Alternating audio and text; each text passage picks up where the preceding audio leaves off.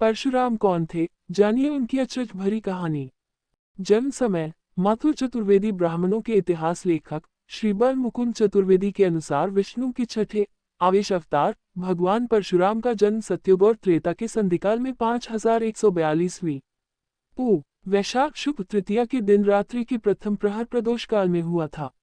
वैशाख मास के शुक्ल पक्ष की तृतीया तिथि को पुनर्वसु नक्षत्र में रात्रि के प्रथम प्रहर में 6 उच्च के ग्रहों से युक्त मिथुन राशि पर राहु की स्थित रहते माता रेणुका के गर्भ से भृगु ऋषि के कुल में परशुराम का प्रादुर्भाव हुआ था।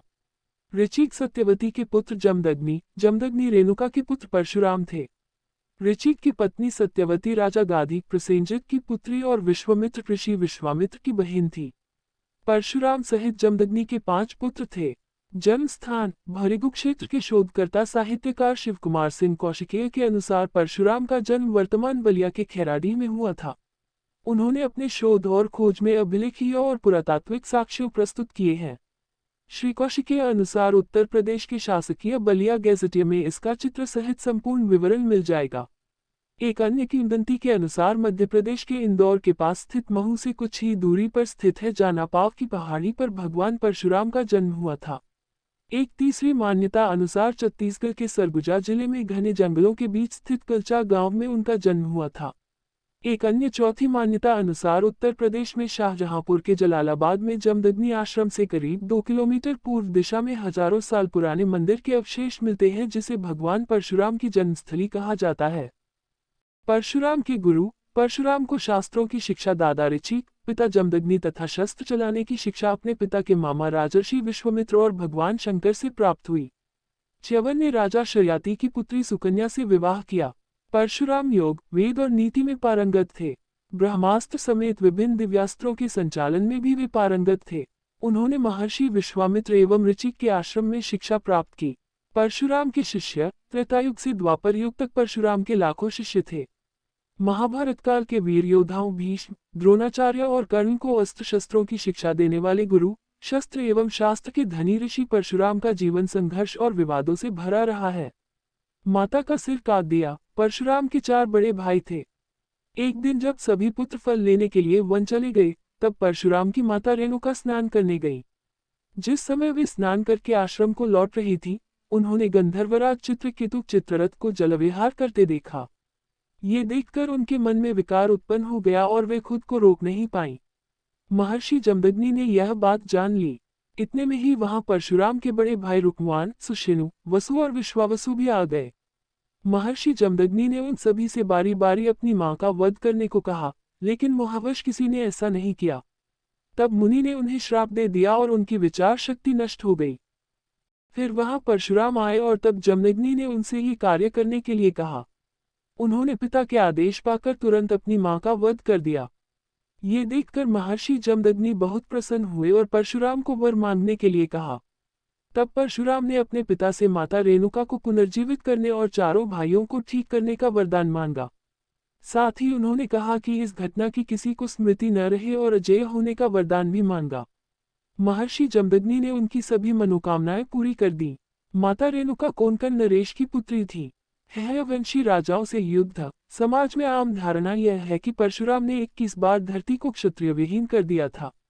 ये धारणा गलत है। भृगु क्षेत्र के शोधकर्ता साहित्यकार शिव कुमार सिंह कौशिकीय के अनुसार जिन राजाओं से इनका युद्ध हुआ उनमें से हयवंशी राजा सहस्त्रार्जुन इनके सगे मौसा थे, जिनके साथ इनके पिता जमदग्नि ऋषि कई बातों को लेकर विवाद था, जिसमें 2 बड़े कारण थे।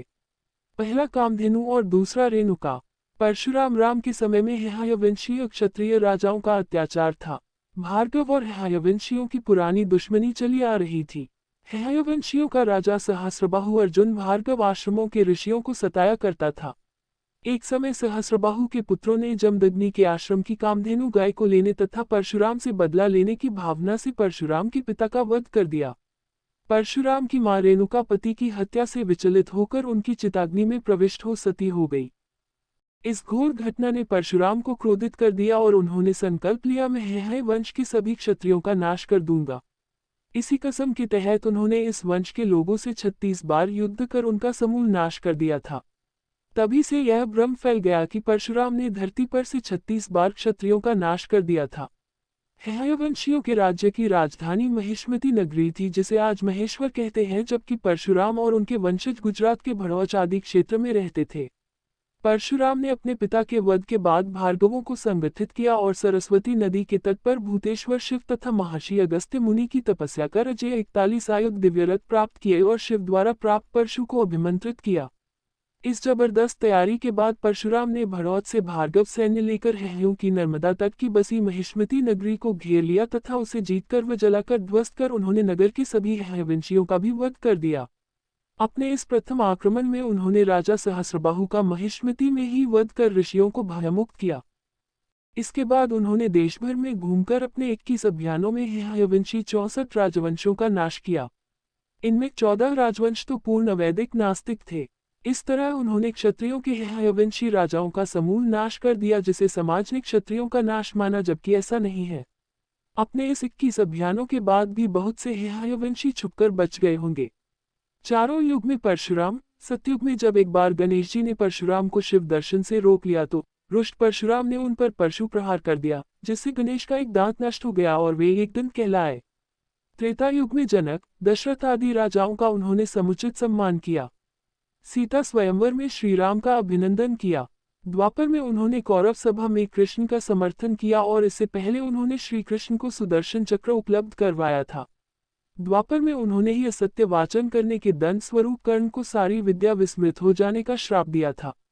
उन्होंने भीष्म, द्रोण व कर्ण को शस्त्र विद्या प्रदान की थी। इस तरह परशुराम के अनेक किस्से हैं। चिरंजीवी है परशुराम। कठिन तप से प्रसन्न हो भगवान विष्णु ने उन्हें कल्प के अंत तक तपस्यारत भूलोक पर रहने का वर दिया। भगवान परशुराम किसी समाज विशेष के आदर्श नहीं है। वे संपूर्ण हिंदू समाज के हैं और वे चिरंजीवी हैं। उन्हें राम के काल में भी देखा गया और कृष्ण के काल में भी। उन्होंने ही भगवान श्री कृष्ण को सुदर्शन चक्र उपलब्ध कराया था। कहते हैं कि वे कलिकाल के अंत में उपस्थित होंगे। ऐसा माना जाता है कि वे कल्प के अंत तक धरती पर ही तपस्यारत रहेंगे। पौराणिक कथा में वर्णित है कि महेंद्रगिरी पर्वत भगवान परशुराम की तप की जगह थी और अंततः वह उसी पर्वत पर कल्पांत तक के लिए तपस्यारत होने के लिए चले गए थे। वीडियो अच्छा लगा है तो शेयर जरूर करें और चैनल को सब्सक्राइब करें।